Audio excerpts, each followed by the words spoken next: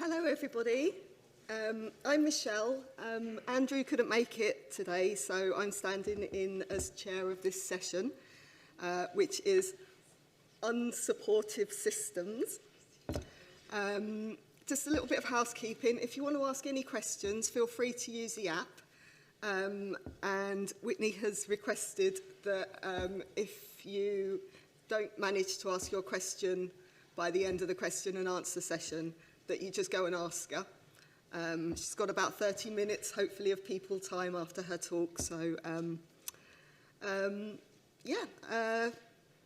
so we've got two talks in this session. Firstly, Whitney Iles, and then we've got a recorded session from René Brooks. So, if everyone's ready, let's welcome Whitney Iles.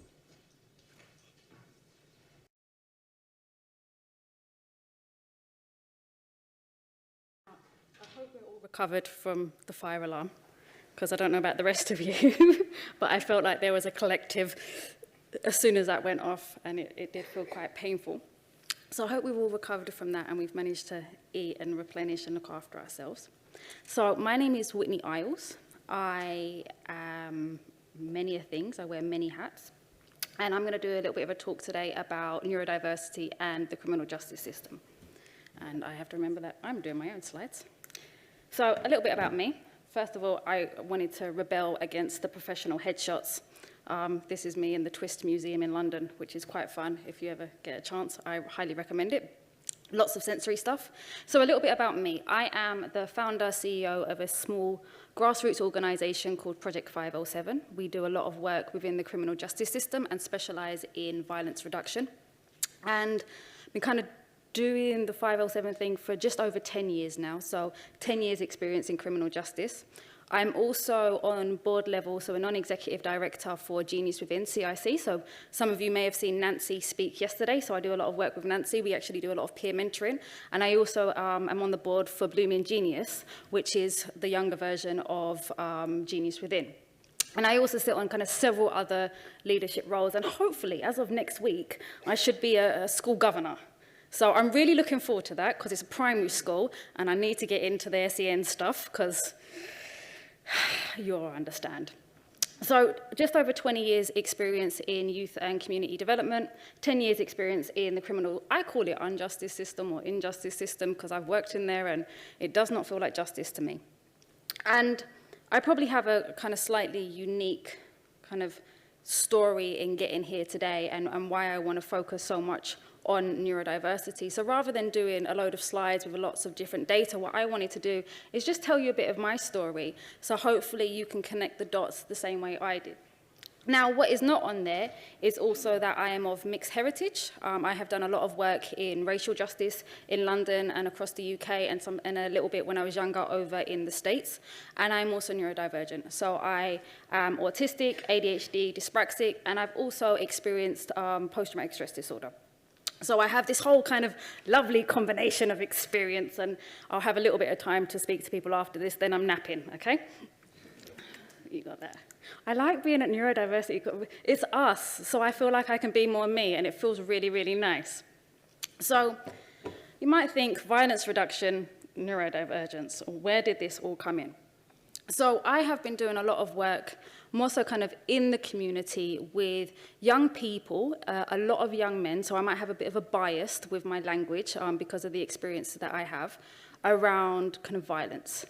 And what that means is young people who tend to have experienced quite complex trauma in childhood and in their developmental years, who then express themselves through violent behaviour. And a lot of the time, we do work also in the prison estate, so those who are in on violent offences, who may also be expressing themselves violently in the prison estate as well. And we've done that in many of the prisons across London and work with both in the male estates and the female estates. And I understand that some of this language is problematic, but I'm using the language that the prison estate use. And kind of my journey was very much around, okay, I can see people that are expressing themselves violently, but actually, the more I started to understand violence and the direct violence between people and groups, the more I started to understand how systems are harmful. And actually, so many of the people that are in our prisons, especially our young adults, would have experienced so much trauma throughout their lives and been neglected. And actually, we've put these people in cells which are actually, if you think about and you explore their history, these are some of the people that probably need us most and have been let down the most. So I really started to study trauma and wanting to have an understanding of trauma. And part of that, I have done some training in psychodynamic psychotherapy. So I got to have the therapist head in all of this. I love education, and you know, this whole kind of fixation with a specialist interest. Trauma is mine, which is, you can't really explain it in the same way in neurotypical conferences. They look at you a little bit weird, but trauma became my hyperfixation. Trauma is the thing that really, really interests me. And I started to work with all these young men that were incredibly violent and that would be labeled all the things under the sun. So we were getting a lot of gang members, and the terminology gang in London has huge racial connotations. It's a label that we allow young people to self-identify with, so similar to kind of what we do in the neurodiversity community. If you would like to label yourself as a gang member, that's fine. We leave the space for that, but we're also very aware that authorities and people in positions of power may label black young men as gang members due to the lens that they see them through, okay?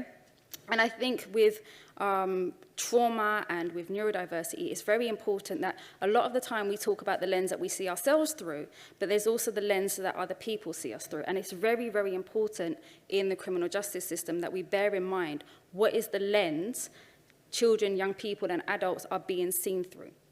So what I was seeing is a lot of labeling, a lot of mental health stigma. So personality disorder would tend to be the one that a lot of the young men that I was working with would get labeled with. And these things started to feel really, really uncomfortable with me, because what I was seeing was actually, these are, even though they're adults, and yes, they are expressing themselves in ways that are extremely harmful for others and themselves, what I was seeing was these huge backstories. And I wanted to learn more. And my first part of my story was all about the mind. Let's understand the mind. Let's understand how trauma sits in the mind and trauma expresses itself.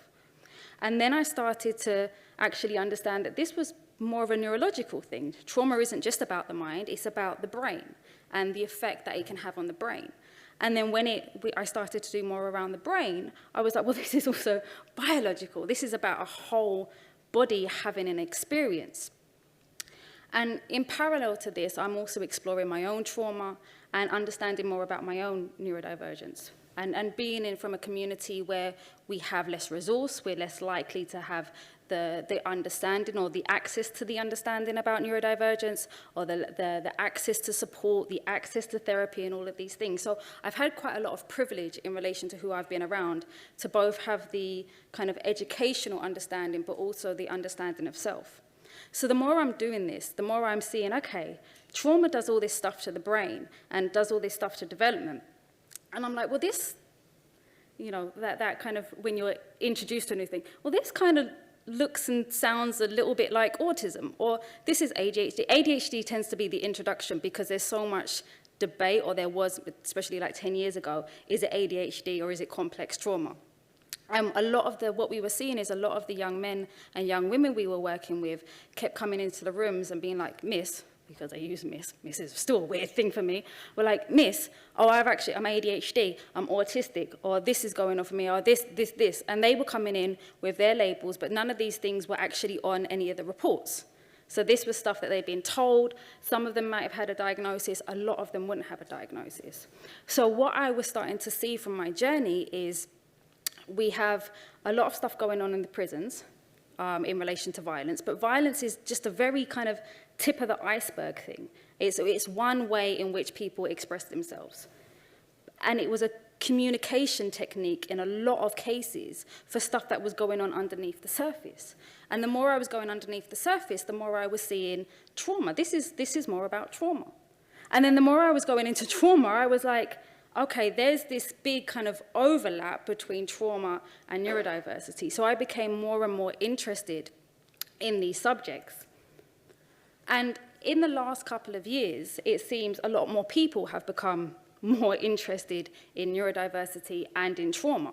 So what we're seeing is on kind of one side over here, there's more awareness of ACEs, there's more awareness of becoming trauma-informed, and then over here, there's more understanding of neurodiversity and kind of things wanting to change. And more recently, the prison inspectorate did some work around neurodiversity in the criminal justice system, and they did a big report that's online that you can go and see. But some of these findings, which I find really interesting, is half of those entering prison could reasonably be expected to have some form of neurodivergent condition, which impacts their ability to engage. Now, when I was listening to Nancy and when we do our talks in Genius Within, we actually have conversations about that figure being more 70%, and this being a big part of the population. And I like to think about kind of neurodivergence as well in relation to mental health conditions and those overlaps. But essentially, we've got a big part of the prison population or the criminal justice population, well, the prison population, potentially being neurodivergent and potentially knowing that their needs are not being met. But the thing is, there's no real data. We're only just starting to collect the data. And the reason why the data is important is because the data tells a story. But the data also allows us to do the overlap work. And just the lack of screening, the lack of awareness, and then the adaptation to prison environment. But let me get back to that, and let me kind of talk about some of the things that I'm really passionate about. So a lot of my work within the criminal justice system has been about racial justice. There is a disproportionate number of black and brown and racially minoritized people within the prison estate. And actually, there's a big argument for the abolition of prison if you are doing anti-racist work. Anti-racist work, you can't really do anti-racist work without thinking about abolition because of the disproportionality of the effect that it has on people in racialized bodies. But then you start to think about the overlap, right? So we're collecting data on race and ethnicity and nationality over here, and we're collecting data on neurodivergence over here, or we're only actually just starting to. So what we're not seeing is the overlap here and the kind of the double minority that may actually be happening. And most people won't hear of things like joint enterprise. Joint enterprise is an old kind of law that is being used more and more often for young people in gangs or young people who are deemed to be in gangs. And it has a huge racial bias against black boys. And what joint enterprise means in layman terms is, imagine a few of us are in here, we have a nice talk, and we're all chatting away, and then I go outside and I hurt someone. And you can't prove that you didn't know that I was going to hurt someone. Or you may have seen me with a knife but didn't actually do anything. And I might get a murder charge because I've hurt that person, but you will also get the exact same charge. It doesn't happen on a lesser amount. So what we have is a lot of young adults, especially a lot of young black boys, in the prison estate doing 21 years, 25 years, 30 years. I once met a 19-year-old who is doing a 34-year minimum tariff for a double homicide that he did not commit. So these things make me think about, well, what's the potential overlap for neurodiversity? As an autistic person, I know I am not very good at processing social situations. I am not very good at processing stuff that's happening in the moment, and a lot of the time I might freeze. Okay, we know this about ourselves, many of us within the community when we have this knowledge. How many of those young men are undiagnosed? Or how many of those young men and young women are just freezing in the moment, and because they didn't actively do anything, are getting caught with big charges? Now that's the more extreme, but I start to think about how could this be playing out throughout the kind of the criminal justice system as a whole. And I start to think about, actually, this might sound really good on paper, and this might sound like we are making change. But we've just gone through a global pandemic where we had children, young adults and adults locked in their cell for 23 and a half, maybe 45 minutes per day for months on end. And segregation tactics are still being used. And lockdowns because of COVID, not to say that COVID isn't real, but I believe, and this is my professional opinion, that in some cases, in prisons where there was a lot of violence, lockdown due to the pandemic was overused in order to keep control of the prison estate. So when we start to connect the dots and stop looking at things in fragments, we can actually see how harmful prison is for not just everyone, but especially for neurodivergent people. And how actually there is a lot of argument to say, if we want to be pro-neurodiversity or pro-neurodivergence, there's a big argument to say that we also need to be pro-abolition. And I say that as someone, when I started working in the criminal justice system, would have those sit-on-the-fence arguments of, well, you know, some people do need to be removed from the population for a little bit of time. I was that person. I started my journey there.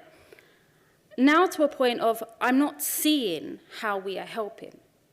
Especially when we think about all the other kind of overlaps of the disproportionality of young people that have experienced care, the disproportionality of people who are in racialized bodies in the prison estate. Now we're starting to collect the data of the disproportionality of neurodivergent people within the prisons. And we shouldn't be waiting to the prisons until we start saying, let's do something about this. Actually, what we need to be doing is thinking about, well, what's happening in the first instance? Because you could be as neurodivergent friendly or neurodiverse friendly as you'd like, but our current prison estate is never going to be neurodivergent friendly. The same way it's never going to be trauma informed, because we're still thinking about places that have the potential for huge sensory overload, for huge ways for our needs to not be met, especially in relation to food. The lack of access to food, the lack of access to healthy food, or the lack of access to difference in foods. And if you're anything like me, my relationship with food is very complex and very much around a sensory process. We're thinking about, I went to one of the other talks previously, and it was talking about the overlap between being an autistic person and your relationship with sleep, and then that relationship with mental health. And we think about a prison estate where there is noise all through the night. Your sensory system doesn't get a chance to relax. So this has kind of been my journey. And I'm sorry if you were coming here looking for some kind of hope about the criminal justice system. I'm kind of beyond that. I'm actually going through the process of removing myself from criminal justice work this year, because I feel like actually, even when we're working in the system, we can say that we can make some change within, but being a part of this system at the moment feels like it's being part of something that's harming people. And I've made a decision I don't want to do that anymore. And I want to go back to community work and do preventative stuff and talk out like this. Because when you're not making money from the criminal justice system, you can speak out about them a lot better. So, but one of the things that I really wanted to do today, and one of the reasons why I don't do a lot of stats and figures, because they are out there, but I don't think that we have enough yet to really truly understand the impact of what we're dealing with. And I wanted us to think about, this isn't just about neurodivergence, this is about all the different ways that we are harmed, and all the different ways that we are harmed by systems that are supposed to be there for us. And we have to be very careful with how change and reform is being presented, because it can look really good on paper, but what's actually happening in the lives of people that are being affected by this. And for me, there's such a huge overlap between trauma and neurodivergence. And I went through this kind of process in my own head of, you know, if you're a neurodivergent, you may have a sensory system which allows for more opportunity to be overwhelmed because you're processing more information. So you have this potential relationship with trauma, because the whole aspect of trauma is an environment or a situation or a multitude of events that overwhelms and overstimulates your coping mechanisms. And some of us may have different or lesser coping mechanisms. But then also, if you're neurodivergent, you've probably gone through a system that hasn't met your needs, which is is normally extremely traumatizing within this.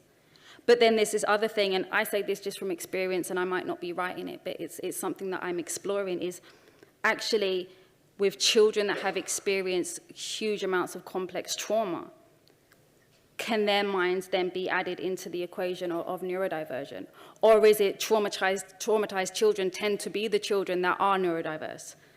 that do have those additional vulnerabilities. And I'm not there yet on my answer. I'm just kind of opening that up for you to think about with me and maybe direct me in that.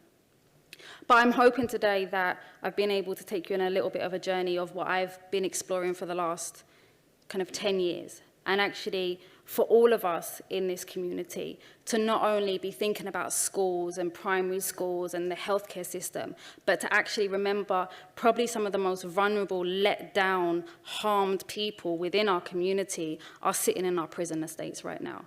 And just because that they might express themselves differently, or they might express themselves in a way that scares some of us, or look scary, because remember the lens, you know, that autism blank face, which I was listening to Holly speak yesterday, of she was able to go around to all the different chairs in the pub and test that. If you're in a racialized body, that could be seen as dangerous. That could be seen as threatening behavior. Your lack of facial expressions could be a sign that you are dangerous, you are a gang member, that you need to be penalized more.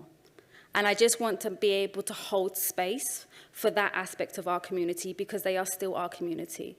And it tends to be the systems around us that can help us or hinder us. And it tends to be only a few things that separate us from being here and being in there. So thank you very much. Thanks, Whitney. That was fascinating. Yeah, now we're going to watch a video from René Brooks. Run VT, please.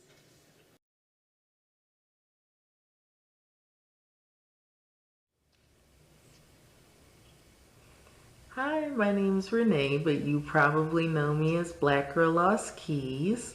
I love talking about supportive environments because when I came into talking about ADHD and learning about what it meant for me, I didn't have a supportive environment. There literally wasn't one that existed. There were no Black people talking about their lived experience day to day with ADHD, and because I didn't have that community, I was often very, very lonely. In 2014, when I decided to start Black Girl Lost Keys, I didn't have access to any environment. There was just nothing there that catered to the needs of a Black woman or any Black person, really. There was maybe a few articles out about over-medicating little boys, maybe, or the stigma in the community, but there was no place that you could go and find a Black person talking about what they do on an everyday basis and how they're living through all of this stigma and struggle that can come with an ADHD diagnosis. So I know the value of community because I lived for want of community for quite some time before I was able to start Black Girl Lost Keys. Once I did that, I started to make and form some community among other people who were like-minded, and it was a wonderful experience. I made friendships that have endured this entire 8-year journey that I've been on. I found that when I was in an environment that felt supportive, for the first time I felt normal. I would scroll through people's stories and I would read about the things that were happening to them, and I would be like, oh, these are the things that happened to me, and I thought it was just because I was really jacked up. Come to find out, this is really just what it's like being a normal person who has ADHD. Like, I tell people, if you put me out with the general population, I'm pretty chaotic. But when you put me in a room full of people that are my people, I'm pretty average, and that's a good feeling. A lot of us with ADHD grow up feeling like we're the outsiders, we're on the fringe, we're not accepted. It feels good to be like you're a part of the group for the first time. Maybe the only time for some of us. There's some social challenges that come for people with ADHD too. Some social anxiety that we have that can make it feel strange when you're trying to get out there and socialize with people, especially if you've been hurt before. And that's a really important part of community too. You need people who can make you feel understood so that you can trust in them and be able to receive. And more importantly, when you're in community with people you can trust, you feel comfortable asking for support, because sometimes the support is there for us, but we can't gain access to the support that we need because we're afraid to ask. So when we're looking to find valuable communities for ourselves, I find that it's kind of nice to keep a balance by looking for a place that I can learn from the people who are there to spread knowledge, where I can give to the people who are there to receive what knowledge I can give, and where I feel accepted and loved. And those are standards that you can set for yourself in community, and we can see the things that happen to us when we don't have them. So, what do you do with unsupportive environments that you can't escape? So, you can't always get rid of your work or your family or even the people you go to school with. There's going to be times when you're encountering people who don't feel safe or supportive for a variety of reasons. So when you get into those environments, here's some ways you can keep yourself safe. For starters, step up the self-care. It's really important. When you're in a place where you're not feeling supported, you're being drained of all that good energy that you pour into yourself when you have a good self-care routine. And if you're pulling from that resource and never replenishing it, you're going to get into a place where you're going to hit burnout and things like that a little bit faster maybe than where you might normally, if you're not making sure to be careful to keep pouring back into yourself. Find things that are fun to do outside of that environment. If all you can do is concentrate on rest, maybe that's where you need to be. For some environments, maybe it's a bad job that you have to keep because you have to have money to live. Maybe it's a school that you can't afford to transfer from because you got a good scholarship. Or maybe it's because you're in your last couple of portions of your degree and you don't have time to transfer to a new school. Like, there's a wide variety of reasons, but keep yourself safe. Like, have a walking point. Like, if the job goes this far, this is where I stop. Because for a lot of us, when you're trying to survive a situation, your intentions are usually going to land in the area of, I'm trying to make sure that I'm still being kind and, trying to keep that relationship connection going. And for those of us who struggle with that area, it can be kind of difficult to know, like, when do I call it? When have I done enough? And it can be helpful to say, like, when I get to the point where I feel this way, when I get to the point where this is the kind of feedback I'm getting, like, when I get to this point, this is where it no longer serves me, and it's time to chop it off for good. So you've got to do that. And then you also need to make sure that you're looking for something to replace that with, right? Because if you're leaving a school, if you're leaving a job, if you still need education, and of course we all still need money to survive, if you need those things, you've got to have something to replace it with. So when you identify a community, an environment, whatever you're in is unsupportive, it's really important for you to start looking for the next thing to replace it with.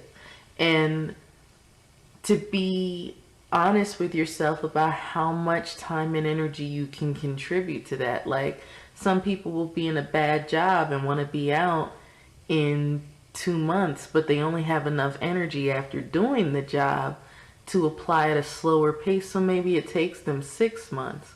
They feel like they're failing.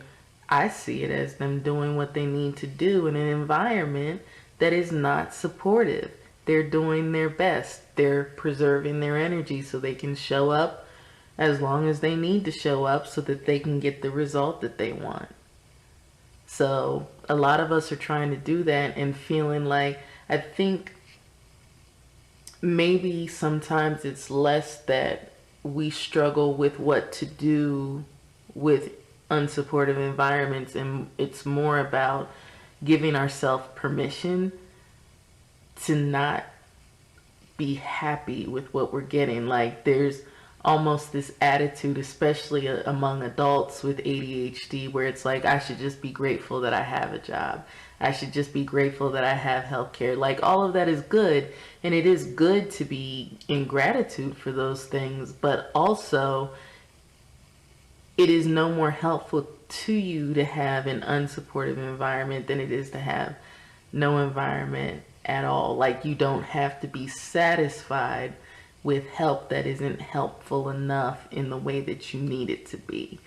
We don't have to accept less than what is going to satisfy our need. We just need to be mindful of what we need to do in order to survive until we can get to the next thing.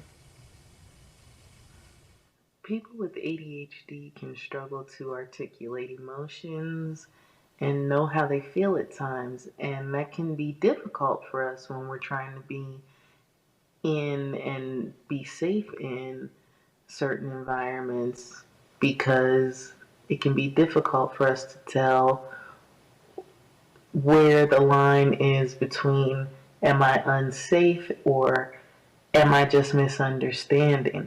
And so it can be helpful for us to kind of, I'm a fan of going in with a plan, right? So, like, don't mind me, but it makes me feel a little bit safer if I know going in, when I see these types of things, these are things in my past that have made me feel unsafe. Here's some things that would be in keeping with what I've learned over the years. Like, what wisdom do I already have that can help me make sure that I'm keeping myself safe when I'm going out to interact with a new environment? So, like, for me, a red flag in a community is when I can't ask for help. Like, if you're in an environment and you need support, I probably have said it more than once this video, you have to be able to make a request in order to receive support. So if you're in an environment that is discouraging asking for help in the first place, and people don't come right out and say, oh, don't ask us for help. They say things like, we want to make sure that you're able to work independently. We want you to be an independent thinker. Like, yeah, those things are valuable too, but sometimes those terms are used in order to discourage us from asking for help. It's okay to ask for help if you're repeatedly being denied. Like, some people get to the point where they feel like they've educated you enough in an area and they want you to do something more before you can come back to them. That needs to be communicated. Like, it all comes back to the same thing. You need communication. And if you're not able to communicate effectively with the people you're in an environment with, whether it's a work environment, a school environment, a friendship, any type of relationship, where you're not able to ask a question or air a concern, that's a place where you should be wondering about if that's a place that you want to remain. What else do I look for when I'm trying to think about what I want in an environment? Oh, for sure, I'm thinking about like what purpose am I going into the environment with? Like the ones of my choosing.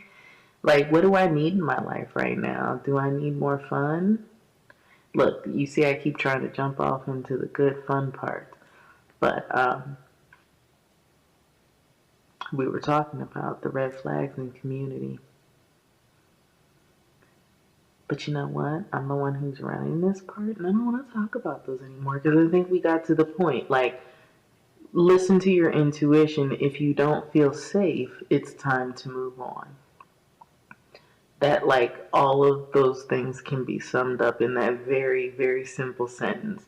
No, I'm not going to cut the part where I went off track. This is Black Girl Lost Keys. You knew I was going to go around the way to make the point. And I think it's fun to show, like, I can edit out a lot of things and make it look like I never lose track of my point or get lost in the middle of my sentence. But, like, what fun is that? It's not what's really happening. So we're going to leave it in. Hope you enjoyed my in-conference blooper. It really does take all kinds of minds. Thank you, René, wherever in the world you were. That was fascinating, brilliant. Let's do some questions and answers. If anyone's got any questions for René, feel free to send them through on the app and they'll get round to answering them, hopefully at a more reasonable hour. Okay, so questions.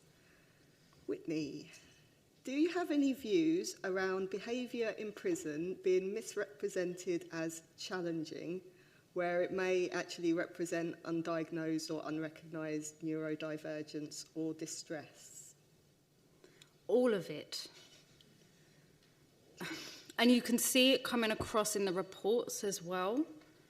And I think so with prisons, it's very easy to blame the officers and be like, well, the officers aren't doing their job.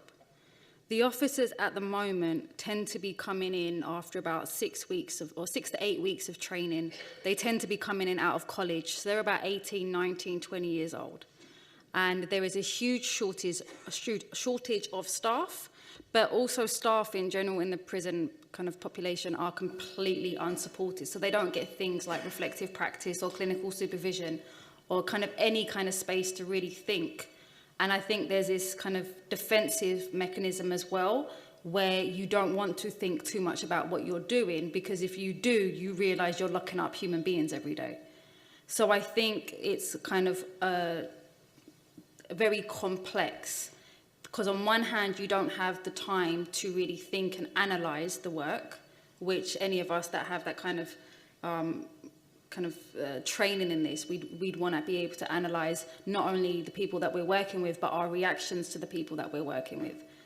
And then we have this environment where, again, there isn't enough training, there isn't enough understanding. So it's very easy to not see a thing and to make one thing another thing. And what you tend to see with that is a lot of behavior is just seen as challenging or disruptive or bad things. And a lot of what we do at 507 is to think about behavior as communication. What could that person be communicating? What could that person be experiencing?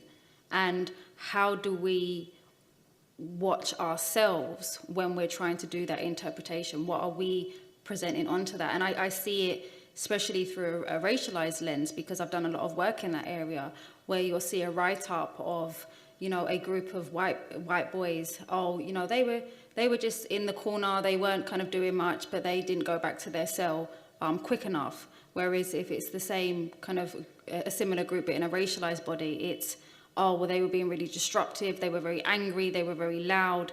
So there's a lot of different ways for the kind of misinterpretation. So I think there is that from a neurodiversity perspective, but then there's also the kind of the double lens of the neurodiversity and the racialization of that. And then when you add gender into that as well, there's huge problems going on there. I hope that answered your question. I will also go around in loops and then come back. I thought it did. Okay. This kind of leads on a little bit, and it's kind of the sort of question I wanted to ask myself. And I think many of us might kind of know the answer. Do you suspect that many neurodivergents in the system are there because of their trusting nature rather than their actions? I'm not going to answer that directly, because I think that that question it puts it back on us to know better. Oh, you're too trusting, you're no better, da da da da da. The majority of neurodivergent people, like many of the people in the criminal justice system, are people that have been let down over and over and over again at a multitude of levels by a multitude of people, some kind of purposely, some not so purposely, but this is about the harm done to people rather than, I'm very careful with language, because it's like, well, if you're too trusting, it's kind of like, well, why did you wear that? You know, why were you out that late? It's that kind of language. So I think this isn't about us. I think this is about a system that continually lets us down. Brilliant answer. Thank you.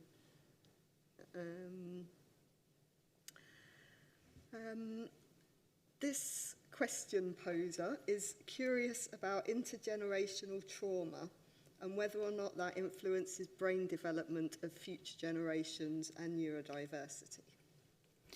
I think you have to be very careful with the brain stuff when it comes to intergenerational trauma, because I think we're still, and I've just been doing a master's at King's around neuroscience and mental health and all these kind of things, and I think we're still very early on in relation to our kind of understanding neuroscience and these kind of things, and genetic and DNA in our memory in our DNA. I think it's important to understand that intergenerational trauma is about relationships. It's about this experience has happened to me. I now have a relationship to this experience, and it's how my relationship to this experience then gets passed down to my children, to their children, to their children. I think we have to be careful with how caught up we get on the science behind it and what's going on kind of in our brains and in our bodies. Yes, there will be an aspect of that, but I think a bigger part of it is it's the relationship. What's the relationships to the experience that is then getting passed down in the generations? Cool.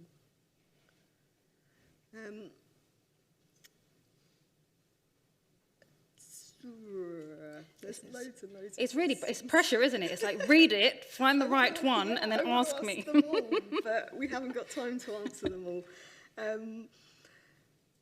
This is an interesting one. As the majority and empowered group, how can white people, neurodivergent or otherwise, support racialized neurodivergent folk who experience racism from white people? That's kind of a big question, sorry. So one of my observations because I still feel like I'm very new coming into like the neurodiversity world. I've been a professional for a long time, but I tend to do trauma, criminal justice, and it's only in the recent years that I've actually started to kind of be in. Hi, welcome. I'm here now. I'm in the community, and actually, what I've noticed is, and I think this is a hard truth, but a lot of the racism and the racial bias that I've seen everywhere else in the world is very much here. And I can see it in the research, I can see it in the science, I can see it in the community and how we're interacting, I can see it on the speakers lists. I think kind of part of this is the acknowledgement that just because we're dealing with inequality in a different way, it doesn't mean that racial inequality doesn't exist here. And these things are very much overlapping, and we can't deny one thing because we're fighting for another thing. And it's about how do we hold that complexity in mind and still do the work on self, because a lot of anti-racist work is systemic work, but it is also work on self. And I say that as someone who is mixed heritage, right? So I still have to do my anti-racist work on self. Just because I have that heritage doesn't mean that I don't have to do the work. I still do the work. So it's about how do we do the work on self to understand our own biases and the complexities of that, and kind of having to navigate being a minority here, but then potentially being in a power group over here, and what does that look like and feel like, and the uncomfortable truths there, as well as thinking about our systems. What are the systems that might be harming people within our neurodivergent community? What's the research? Research tends to be a big one. We know with autism, for example, traditionally it was looked through as a lens through kind of white males, right? So what does the research look like now? Who's being represented, and who's always being left out?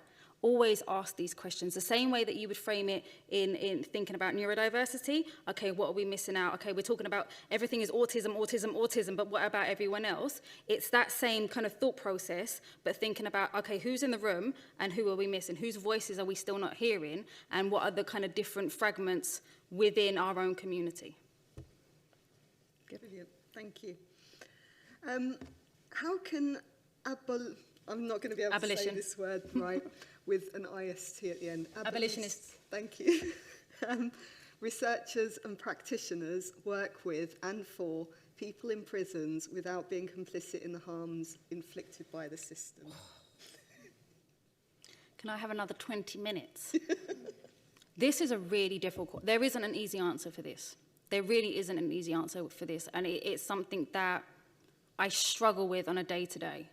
And I think it is about constantly having the conversation and constantly doing the reflection and constantly thinking about harm. And power and harm are kind of big topics in my own mind. What is the work that I'm doing? Is it potentially harming anyone?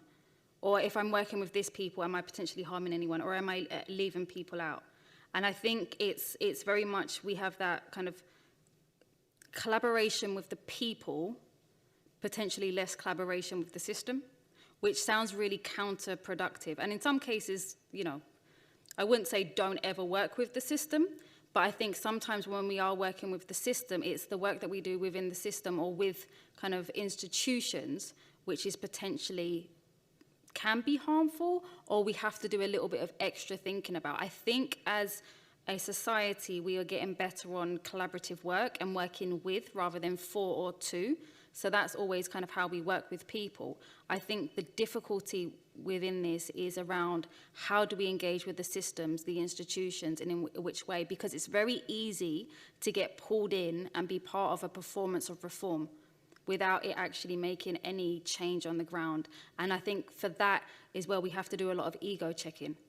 Why am I doing this work? What is the actual power of this work? Ego checking is one of the best things you can always do for you. I always have to do an ego check. Why am I doing this? Am I doing this because it feels good and it makes me feel like I'm doing something, or is it actually doing something? And sometimes it can, you know, make some change and make you feel good. You know, you want to enjoy the work that you're doing, but make sure it's not coming from a place of ego, and it's actually there's something happening, and people that are being affected are feeling the change. Yeah. I think that goes for many spheres of research and stuff. Yeah, brilliant answer, thank you. I think this is probably going to have to be our last question. So I did see one that was going to be good for a last question. Where do you see the future in research within prisons? Is it within kind of neurodivergence, trauma and ethnicity, or something else? Hopefully, in an ideal world, it would be what's a society without prison? So not even like what's the alternative? How do we get to a point where we have a society without prison? Because at the moment, our prison estate is getting bigger. I think they've just signed off 10,000 more cells. I think we're getting to a point where we're going to have almost 100,000 people in England and Wales incarcerated.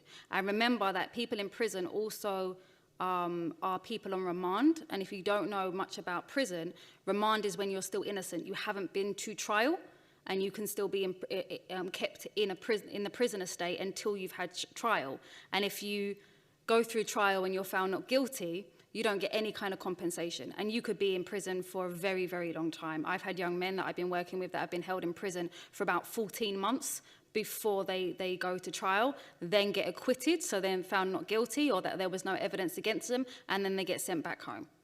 And in that time, their child is now 1 or 2, you know, they have to start their career from scratch. If you've got a mortgage, no one's paying your mortgage for you in that time. So I think for me, my kind of ideal, if I really wanted to kind of change the world, it's not thinking about prison reform. It's not thinking about, well, what's the alternative? It's how do we design a society where we don't need prisons in the first place? Because people are getting their needs met. Brilliant.